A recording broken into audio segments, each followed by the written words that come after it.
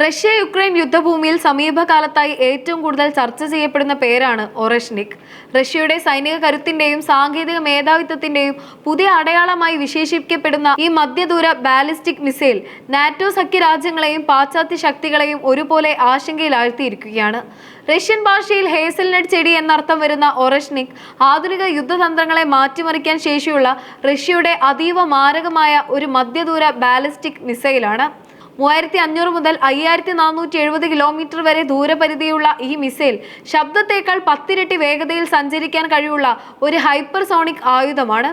Russian president Vladimir പുടിന്റെ നേരിട്ടുള്ള മേൽനോട്ടത്തിൽ വികസിപ്പിച്ചെടുത്ത ഇത് കേവലം ഒരു യുദ്ധോപകരണം എന്നതിലുപരി ശത്രു രാജ്യങ്ങൾക്കും നാറ്റോ സഖ്യ ശക്തികൾക്കും റഷ്യ നൽകുന്ന ശക്തമായ ഒരു തന്ത്രപ്രധാന മുന്നറിയിപ്പ് കൂടിയാണ്. സോവിയറ്റ് കാലഘട്ടത്തിന്റെ സാങ്കേതിക പാരമ്പര്യവും ആധുനിക എഞ്ചിനീയറിംഗും സംയോജിപ്പിച്ച് നിർമ്മിച്ച ഈ മിസൈലിന്റെ ഏറ്റവും വലിയ സവിശേഷത അതിന്റെ multiple independently targetable re entry vehicle സാങ്കേതിക വിദ്യയാണ്.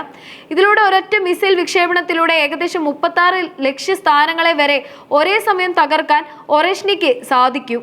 നിലവിലെ വ്യോമ പ്രതിരോധ സംവിധാനങ്ങളെ അനായാസം മറികടക്കാൻ ശേഷിയുള്ള ഇതിന്റെ അതിവേഗതയും അത് അന്തരീക്ഷത്തിലൂടെ സഞ്ചരിക്കുമ്പോൾ ഉളവാകുന്ന ഭീമാകരമായ ഗതികോർജവും സ്ഫോടക വസ്തുക്കൾ ഇല്ലാതെ തന്നെ ഭൂഗർഭ ബങ്കറുകളെയും കോൺക്രീറ്റ് താവളങ്ങളെയും തവിടുപൊടിയാക്കാൻ പര്യാപ്തമാണ്.